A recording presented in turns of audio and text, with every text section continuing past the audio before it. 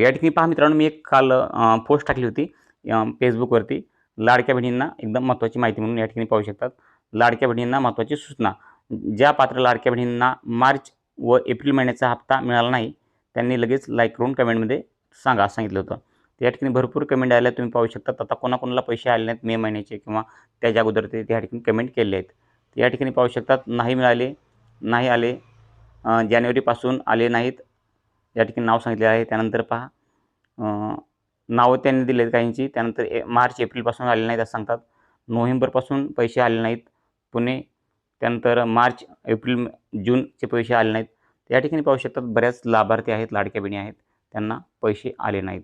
तर या ठिकाणी पाहू शकता अशा प्रकारे ज्या लाडक्या बहिणीला पैसे आले नसतील तर नक्कीच या ठिकाणी पाहू शकतात, कमेंट करू शकतात.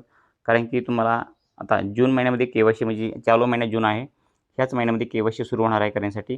परंतु या ठिकाणी पहा बऱ्याच लाडक्या बहिणींना पैसे आले नाहीत.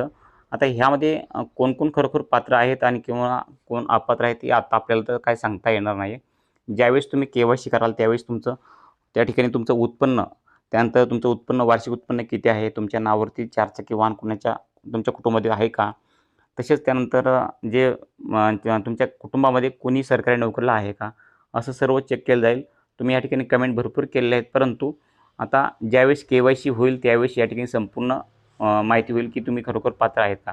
कारण की या ठिकाणी पहा, तुम्हाला जर आता KYC व्यतिरिक्त जर तुम्ही खरोखर पात्र असाल, तुमच्या घरामध्ये कोणीही 4 चाकी वाहन तुमच्या घराच्या म्हणजे कुटुंबाच्या नावावरती नसेल किंवा तुमच्या घरामध्ये कोणीही सरकारी नोकरीला नसेल आणि त्यानंतर तुमचं वय 21 वर्षे पूर्ण असेल आणि 65 वर्षापेक्षा कमी असेल, तर तुम्ही खरोखर पात्र असाल तर तुम्ही तक्रार करू शकता. तक्रारवरती एक आपण व्हिडिओ बनवला आहे काल. तो व्हिडिओ पहा आपल्या चॅनलवरती जाऊन, यूट्यूब चॅनलवरती.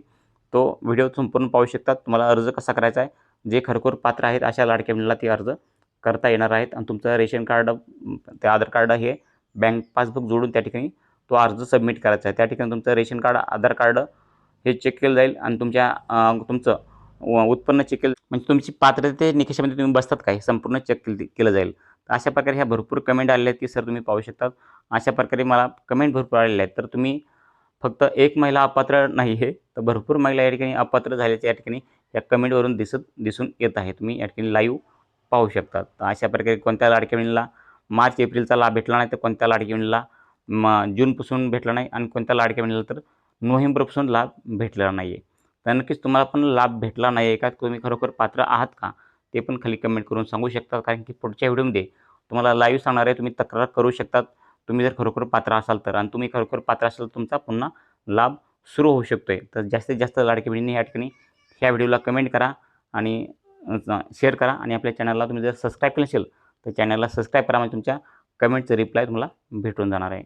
नक्कीच तुम्हाला ही तक्रार जर केली तुम्हाला तुमचा लाभ पुन्हा पण भेटू शकतो आहे. भेटूच पुढच्या व्हिडिओमध्ये. तोपर्यंत जय हिंद, जय महाराष्ट्र.